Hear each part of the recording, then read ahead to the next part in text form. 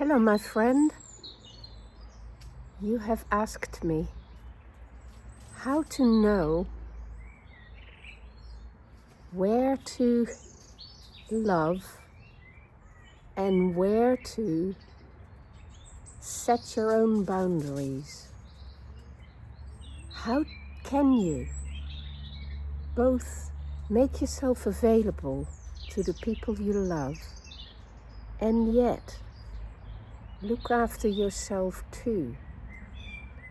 And the usual conundrum, the usual contradiction seems to be that if you love, you might do things out of love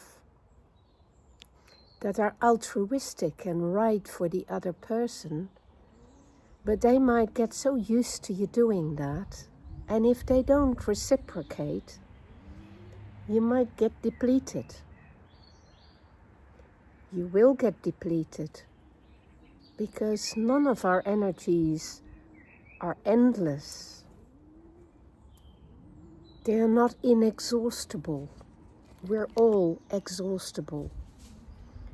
So, my friend, it's very clear. You've always got to look out for your own energies and your own power reserves before you lend them to another in a loving way. Sometimes, of course, that isn't possible, and you just suddenly have to throw caution to the wind and do whatever it takes to look out for somebody else, or to set aside your own concerns and your own priorities and do what is right for the world or other people. That is really a very loving thing to do. As long as you remember that you can't keep doing that and that you do need to pay attention to the wholeness of your own selfhood. You are a unit, and that unit deserves to be taken care of and looked after properly. You know what I mean? Caring for yourself, loving yourself, showing concern for your own well-being. All of that has to happen because you can't pour from an empty cup, remember? And you can't help other people if you undermine your own completeness and your own strength. So it is extremely important that you remember what it is you need in order to continue to be able to function in that loving way. Yes, my friend, that kind of attention to your well-being is not selfishness, it is just survival.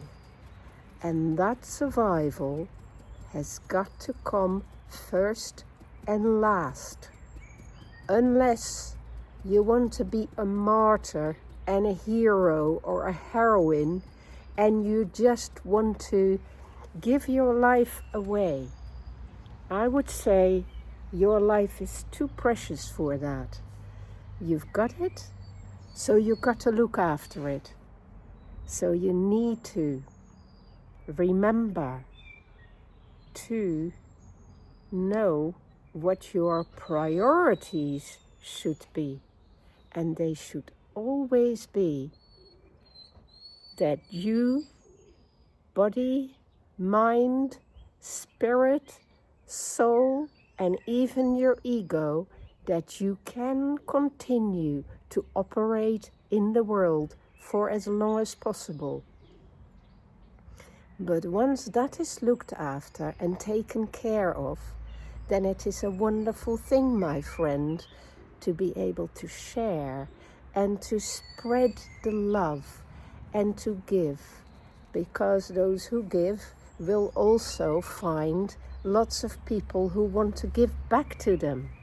Remember? That's how it works.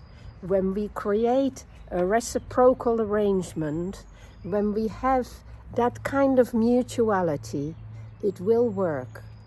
But that mutuality is based on each of the members of that system looking out for their own system to continue to operate.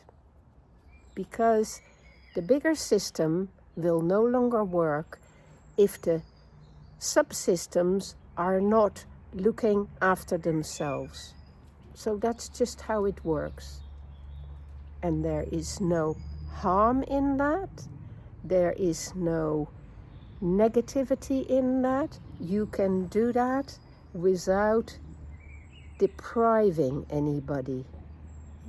It's just a question of prioritizing yourself, your health, your relationship to yourself, your understanding of your priorities, your understanding of your needs, and your understanding of what it is that needs to come first and what comes after that.